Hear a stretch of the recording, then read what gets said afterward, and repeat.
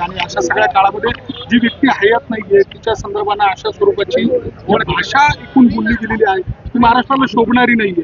तुम्ही त्यांचे पुतणे आहात, दुसऱ्या पक्षातले कधी काळी सहकारी राहिलेले आहात, कसं बघायचं याच्याकडे? हे बघा, मला एवढंच बोलायचंय, आज अजितदादा असते आणि ते जर सत्तेत होतेच तर त्यांनी लगेच शेतकऱ्याचं ऐकून घेऊन कॅबिनेटमध्ये दंगा घातला असता शेतकऱ्यांच्या वतीने आणि कुठं ना कुठेतरी आमच्या शेतकऱ्याला चांगला भाव मिळावा यासाठी त्यांनी तिथं प्रयत्न केले असते। दुर्दैवाने आज दादा नाही आहेत। आता घातपात का ॲक्सिडेंट हा विषय तर आम्ही त्या ठिकाणी बोलतच आहोत आणि त्यांच्या पक्षामध्ये काय चाललंय हे आता त्यांना माहिती। कालपर्यंत मी बोलत होतो पण आता तो पक्ष वेगळा आहे, त्यामुळे मी त्याबद्दल खूप जास्त आता ह्याच्या पुढे बोलणार नाही।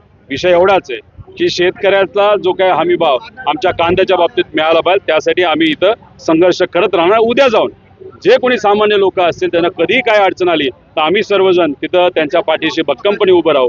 काकांच्या बाबतीत न्याय मिळावा यासाठी आम्ही प्रयत्न करतोच आहे। अनेक अडचणी त्या ठिकाणी येत आहेत पण त्या अडचणी सुद्धा आम्ही पार करू। पण ज्या प्रामाणिकपणे आम्ही दादांसाठी लढतोय त्याच प्रामाणिकपणे या राज्यामध्ये असणारा कुठलाही सामान्य व्यक्तीसाठी त्याच्या कारणासाठी अडचणीसाठी आम्ही लढू।